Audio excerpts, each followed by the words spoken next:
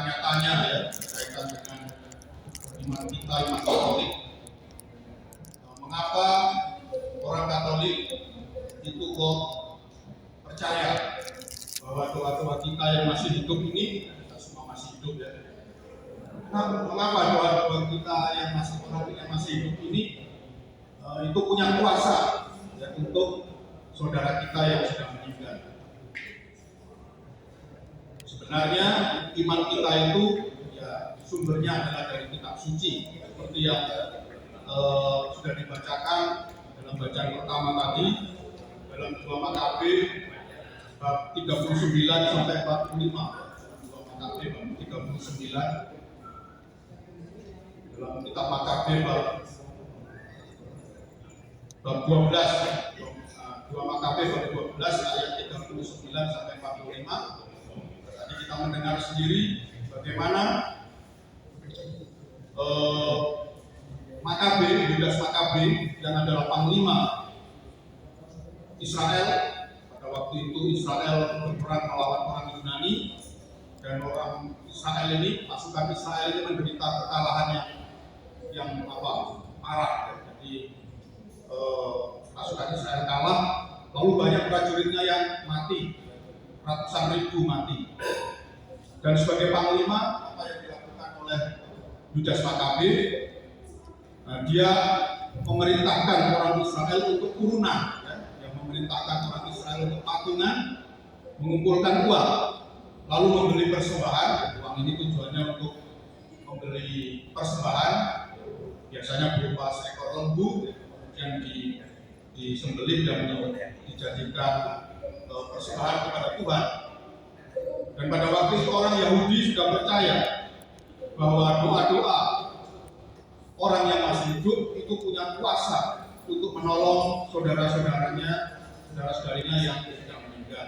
Makanya kalau gereja Katolik seperti malam hari ini ya, kita bersama-sama mau berdoa untuk kesejahteraan arwah Bapak Yohanes Hasan, ini sumbernya adalah dari kitab suci sendiri. Jadi tidak, gereja Katolik ini tidak ngarang-ngarang. Mungkin kalau di agama lain mereka tidak percaya bahwa doa orang yang masih hidup itu punya kuasa untuk orang yang sudah mati. Tapi kita orang Katolik percaya, dan sumber keyakinan kita adalah kitab suci sendiri. Dan inilah yang mau kita lakukan pada malam hari ini.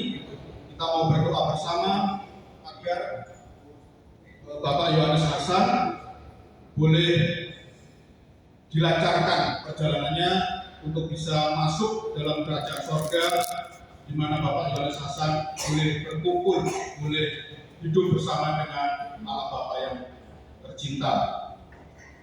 Dan juga kita gereja Katolik juga percaya bahwa gereja, ya namanya gereja itu ada 3 unsur.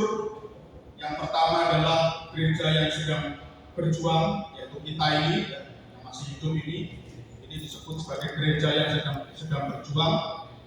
Kemudian unsur yang kedua adalah gereja yang menderita, yaitu saudara-saudari kita yang sedang berjuang, sedang menderita di api pencucian. Dan yang ketiga, unsur yang ketiga adalah gereja yang jaya, yaitu mereka yang sudah berjaya, sudah berbahagia dalam kerajaan surga. Jadi ada 3 unsur, dan semuanya adalah anggota gereja. Maka di dalam iman Katolik itu kematian sebenarnya tidak ada. Di semua itu hidup, ya, entah yang masih bernapas ini ya, seperti saya, itu masih bernapas, hidup. Lalu yang sedang dihukum di api penyucian juga hidup, dan juga orang yang sudah tidak bernapas lagi, ya, sudah meninggal. Dalam pandangan kita orang Katolik yang tetap hidup, ya, seperti Bapak Yohanes Hasan ini, menurut kepercayaan kita sebenarnya tidak pernah mati, tetap hidup, ya, Bapak Yohanes Hasan ini. Tidak ada kematian di dalam iman Kristiani, dalam iman Katolik. Dan kita juga yakin bahwa pada suatu hari nanti Tuhan Yesus akan datang ke dunia untuk yang kedua kalinya.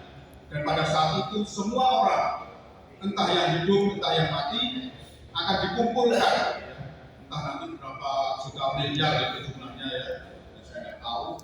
Tapi yang jelas entah yang masih bernapas, yang sudah tidak bernapas akan dikumpulkan, semuanya akan dikumpulkan dan semuanya akan menerima kemuliaan, menerima kehidupan kekal dari Tuhan. Oleh karena itu, Ibu Bapak, saudara-saudaraku yang dikasihi oleh Tuhan, di satu sisi memang kita bersedih, sebagai manusia kita bersedih malam hari ini dengan berpulangnya Bapak Yohanes Hasan.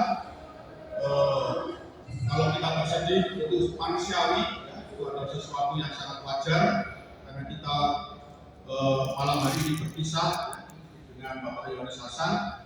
Tetapi sebagai orang Kristiani, sebagai pengikut Kristus, kita tetap punya pengharapan ya, bahwa nanti suatu saat kita semua, khususnya keluarga, akan berjumpa kembali, akan bertemu kembali dengan Bapak Yohanes Hasan. Ini adalah pengharapan kita sebagai orang Kristiani.